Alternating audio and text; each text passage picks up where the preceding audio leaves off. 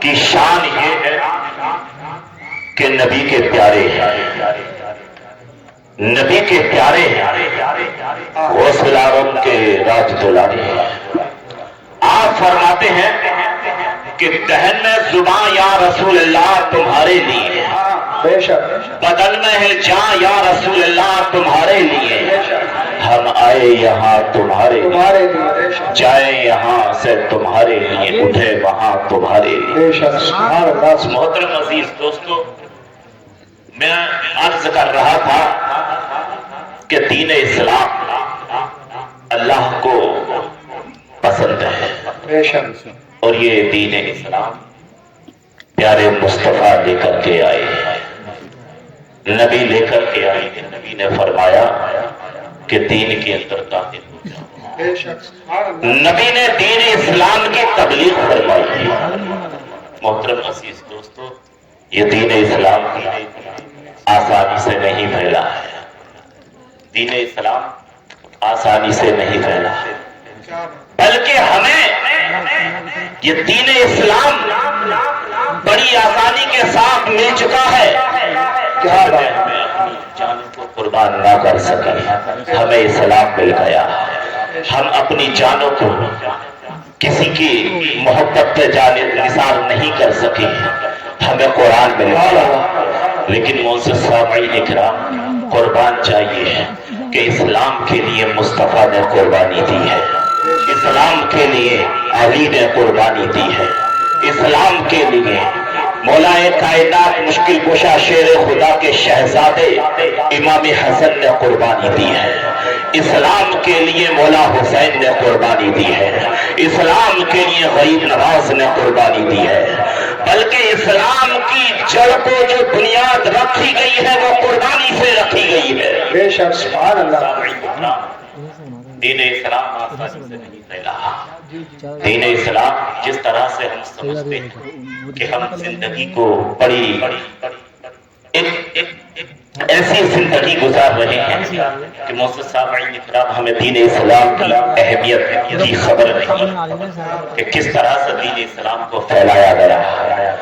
دین اسلام دنیا کے اندر آیا، معزز سامعین اکرام، یہ کس کا صدقہ ہے؟ رسول اللہ کا صدقہ ہے، نبی کا صدقہ ہے، نبی کے نوازوں کا صدقہ ہے۔ معزز سامعین اکرام، میں عرض کر رہا تھا کہ ایک مرتبہ پیارے آقا کی بارگاہ میں ام المؤمنین، مومنوں کی ماں حضرت عائشہ صدیقہ رضی اللہ تعالیٰ عنہا آقا کی بارگاہ میں عرض کرتی کہ یا رسول اللہ، آپ کی زندگی میں کبھی آپ فرما دیجئے کہ آپ کی زندگی کے اندر کون سا ایسا دن آیا جو بڑا مشکل کا دن تھا، بڑا سخت دن تھا، بڑا سخت دن تھا۔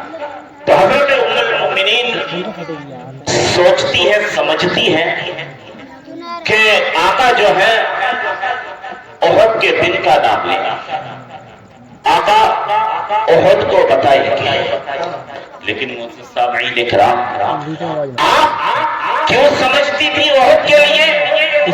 اس لیے سمجھتی تھی کیونکہ پیارے مصطفیٰ نے وہاں دین کو پھیلایا ہے، 70 صحابہ کو جانثار کرانے کے بعد،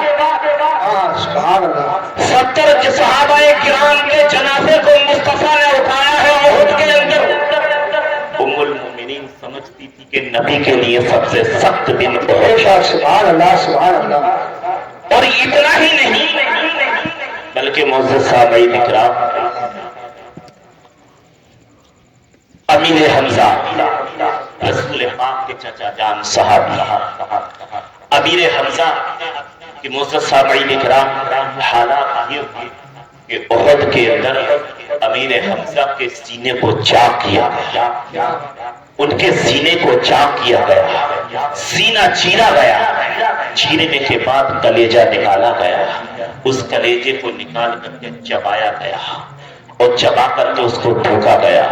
معزز سامعین اکرام، اتنا ہی نہیں، پیارے رسول کے جانثار ہیں، پیارے رسول کے جانثار ہیں، آپ کی ناک کو کاٹا گیا، ہونٹ کاٹے گئے، کان کاٹے گئے، کس لیے؟ دین اسلام پھیل رہا ہے، دین اسلام نبی پھیلا رہے ہیں، نبی کے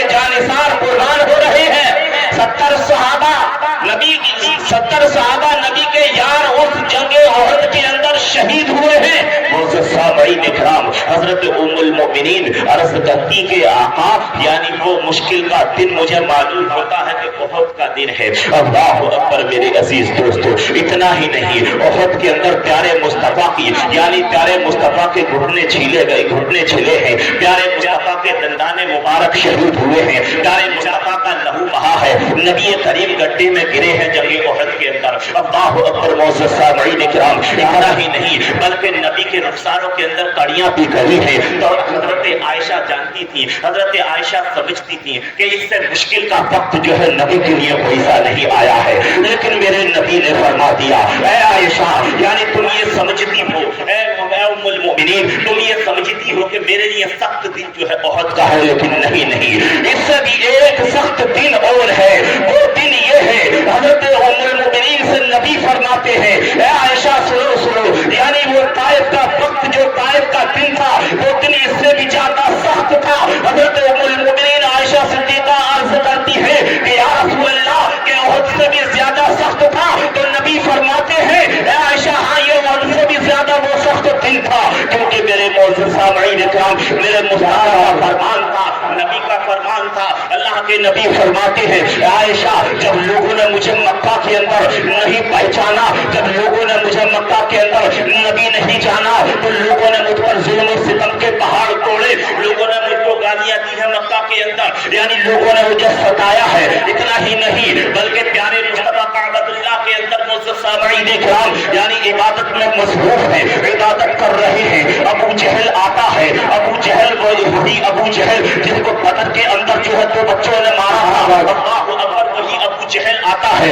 نبی عبادت کے اندر مصروف ہے. ابو جہل نے پیارے مصطفیٰ کے سر مبارکہ کو اس طرح سے پکڑا اور پکڑنے کے بعد مصطفیٰ کے چہرہ انور کو یعنی کعبہ مقدسہ سے ٹکرا دیا. میرے مصطفیٰ کا سر پھٹ گیا, میرے مصطفیٰ کے لہو سر سے لہو بہ گیا. میرے نبی جو ہے یعنی کتنے علم والے ہیں, کتنے صبر والے ہیں. مصطفیٰ جو ہے اپنے سر پر ہاتھ لگاتے ہیں, ہاتھ لگانے کے بعد معزز سامعین کرام نبی پاک جو ہے اپنے گھر کے اندر تشریف لاتے ہیں. ام المؤمنین دیکھتی ہے اللہ کے نبی کو یہ ایذا کیسے پہنچی ہے, اللہ کے نبی کو یہ چوٹ کیسے لگ گئی ہے. تو پیارے مصطفیٰ نے فرمایا کہ عائشہ ابو جہل نے میرے سر کو کعبہ کی دیوار سے ٹکرا دیا ہے. اللہ اکبر معزز سامعین کرام کعبہ کی دیوار سے ٹکرا دیا ہے. اللہ اکبر. اب حضرت ام المؤمنین جو ہے اپنے گھمنڈے کو کاٹتی ہے, پیارے مصطفیٰ کے سر کو باندھ دیتی ہے. یا حضرت امیر حمزہ کو اس بات کی خبر ہوتی ہے, شکار سے گھر واپس آتے ہیں تو آپ کی بیوی اہلیہ فرماتی ہے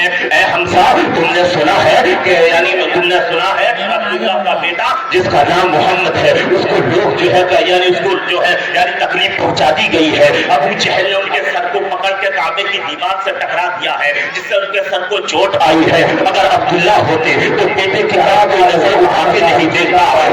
یعنی اے امیر حمزہ یعنی محمد کو چوٹ لگی ہے. امیر حمزہ جلال میں آ جاتے ہیں. نتیجے کی بات تھی یعنی محمد عربی کی بات تھی, امیر حمزہ جلال میں آئے. اللہ اکبر معزز سامعین کرام فوراً ابو جہل کی طرف پہنچے. امیر حمزہ ابو جہل کو جا کر کے پکڑتے ہیں. اللہ اکبر میرے عزیز دوستو دیکھو پیارے مصطفیٰ کا صبر دیکھنا ہے, نبی کا علم دیکھنا ہے کہ نبی اگر نبی کو کوئی چوٹ پہنچاتا ہے نبی جو ہے اس کے لیے دعائیں دیتے ہیں. جب امیر حمزہ نے ابو جہل کو پکڑا, جس انداز سے پیارے مصطفیٰ کو ابو جہل نے پکڑا تھا اسی انداز سے ابو جہل کو پکڑا گیا. امیر حمزہ نے کعبے کی دیوار سے ابو جہل کو مارا جس سے اس کا سر پھٹا. امیر حمزہ نے ابو جہل کو دور پھینک دیا.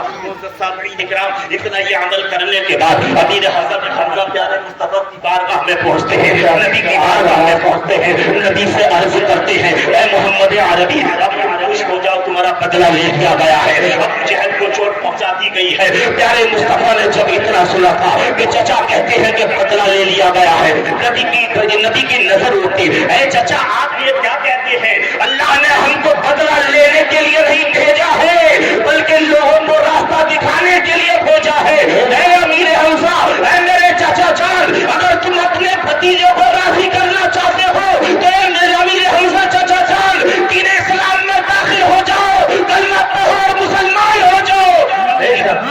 آپ فرماتے ہیں یعنی امیر حمزہ عرض کرتے ہیں آقا کی بارگاہ میں اے میرے بھتیجے اگر بات یہ ہے اگر تم دین اسلام میں داخل ہونے سے راضی ہوتے ہو تو سنو یعنی آؤ میں تم کو گواہ بناتا ہوں، اے میرے بھتیجے گواہ بناتا ہوں تم کو، اور گواہی کے ساتھ میں جو ہے مجھے کلمہ طیبہ پڑھانے کا شرف حاصل کرا دیجئے۔ پیارے مصطفیٰ نے فرمایا اے میرے چچا جان کلمہ پڑھ لیجئے، لا الہ الا اللہ محمد رسول اللہ۔ امیر حمزہ کلمہ پڑھ کر کے مسلمان ہو گئے۔ بے شک سبحان اللہ سبحان اللہ۔ محترم عزیز دوستو، دین اسلام اس طرح سے نہیں پھیلا، دین اسلام بڑی قربانیاں دی گئی ہیں۔ اب مکہ کے اندر نبی کو ستایا گیا، لوگ مانتے نہیں تھے، نبی نے بس ارادہ بنایا اب مجھے طائف کا ارادہ، جب یہ طائف کا راستہ اختیار کرنا، طائف کی طرف مجھے چلنا ہے۔ معزز سامعین اکرام، طائف وہ جگہ ہے جس جگہ پر آج جو ہے مکہ کے اندر ہریالی نہیں ہے، لیکن طائف کے اندر میں نے دیکھا کہ معزز سامعین اکرام ہر طرف جو ہے ہریالی ہریالی ہے، جس میں خود کھیتی بھی ہو رہی ہے، ہریالی کا موسم ہے، پیڑ پودے بھی ہرے ہیں۔ لیکن معزز سامعین اکرام جب پیارے مصطفیٰ لگ بھگ 70-80 کلومیٹر کی دوری پر مکہ سے طائف ہے، اللہ اکبر، معزز سامعین اکرام جب اس طائف کے اندر پیارے مصطفیٰ پہنچے، نبی پہنچے، سرداروں سے نبی نے فرمایا اے طائف کے سرداروں، میں اللہ کا آخری پیغمبر بن کے آیا ہوں، میں اللہ کا رسول ہوں، تم دین اسلام میں داخل ہو جاؤ۔ تو معزز سامعین اکرام طائف کے سردار کہنے لگے نبی کے ساتھ یعنی ایسے گستاخانہ جملے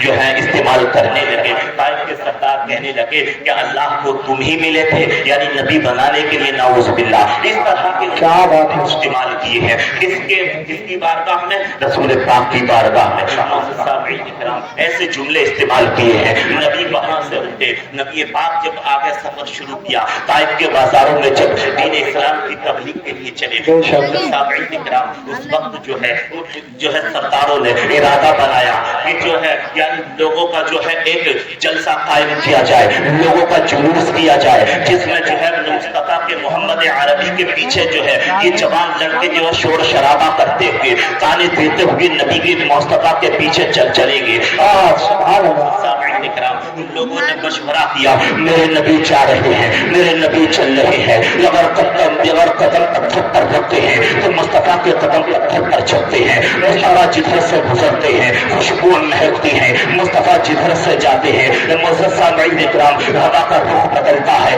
نبی پر بادل سایہ کرتے ہیں۔ اللہ اکبر۔ معزز سامعین اکرام جب تمام ہجوم جو ہے پیارے مصطفیٰ کے پیچھے جو ہے نبی کو تانا دیتے ہوئے کو تانا دیتے ہوئے چل رہے ہیں۔ معزز سامعین اکرام وہ تانا دیتے تھے کہ محمد نعوذ باللہ یعنی مجنون ہے، محمد اب وہ تانا دیتے تھے کہ محمد مجنون ہے، نعوذ باللہ، اس طرح کے نبی پر جملے استعمال کرتے تھے۔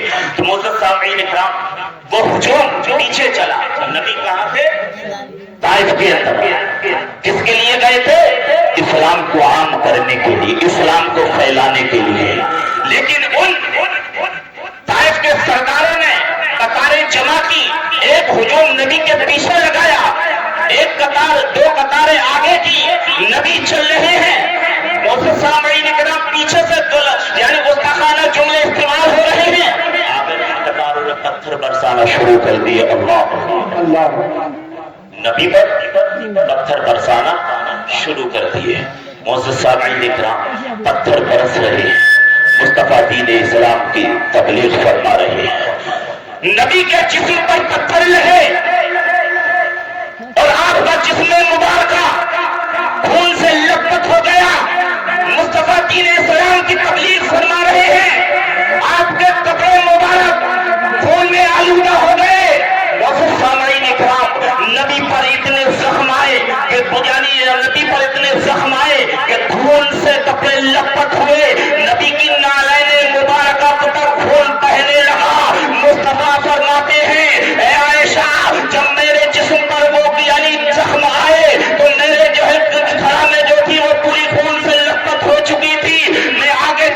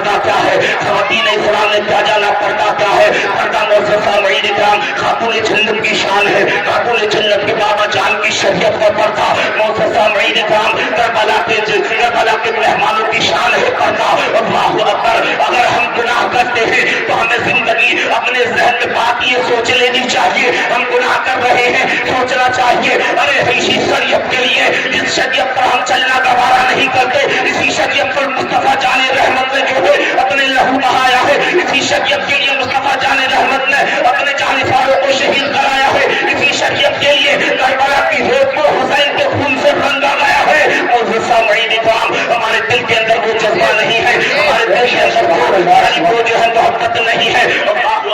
ہم آسانی سے کہہ دیتے ہیں کہ ہم عاشق رسول ہیں، آسانی سے کہہ دیتے ہیں عاشق رسول ہے. بات آتی ہے داڑھی کی تو یہ داڑھی کے بال جو ہے ہمیں گڈھے میں گرتے ہوئے نظر آتے ہیں. بات آتی ہے گناہوں کی تو آسانی معزز سامعین کرام شریعت سے بچتے ہوئے گناہوں کی طرف ہم ملوث ہوتے ہوئے نظر آتے ہیں. تو ہمیں چاہیے کہ دین اسلام پر چلتے رہے، دین اسلام کا بول بالا کرتے رہے. یہی ہمارے لیے سیدھا راستہ ہے. اسلام پر چلیں گے تو نبی کے غلام بن جائیں گے، اور ایسے غلام بن جائیں گے. اسلام پر چلے تو وہ سلاسل کے فقیر بن گئے، نبی کی سنت پر چلے تو خواجہ معین الدین بن گئے، نبی کی سنت پر چلے پاک علاء الدین بن گئے، نبی کی سنت پر چلے تو مخدوم اشرف جہانگیر سمنانی بن گئے. معزز سامعین کرام نبی کی سنت پر چلے تو محبوب الہی نظام الدین اولیاء ہو گئے. اللہ اکبر. معزز سامعین کرام نبی کے اسلام کو جس نے اپنایا ان الدین عند اللہ الاسلام، سب سے بہتر اسلام دین اسلام جو ہے وہ دین اسلام ہے، اللہ کو پسند ہے. ہم اس پر اس کی پیروی کریں گے، اسلام پر چلیں گے تو اللہ کے پیارے ہو جائیں گے، محمد رسول اللہ کے سچانے والے بن جائیں گے. نعرے تکبیر، نعرے رسالت، نعرے ہوشیار، زندہ باد زندہ باد. ہمیں غور کرنے کا مقام ہے کہ دین اسلام بڑی مشکلوں سے پھیلایا گیا ہے، وہ گلا کٹانے کے بعد بچایا گیا ہے. جہاں دیکھو قربانی ہمارے اسلام کے جہاں دیکھو قربانی، اور قربانی والے لوگ مردہ نہیں ہوتے، زندہ ہوتے ہیں. تو اللہ کی بارگاہ میں دعا ہے کہ پاک پروردگار عالم ہم سب کو نبی پاک صلی اللہ علیہ وسلم کی سنتوں پر عمل کرنے کی توفیق عطا فرمائے اور دین اسلام پر چلنے کی توفیق عطا فرمائے. آمین و آمین. آبانا الحمدللہ رب العالمین. السلام.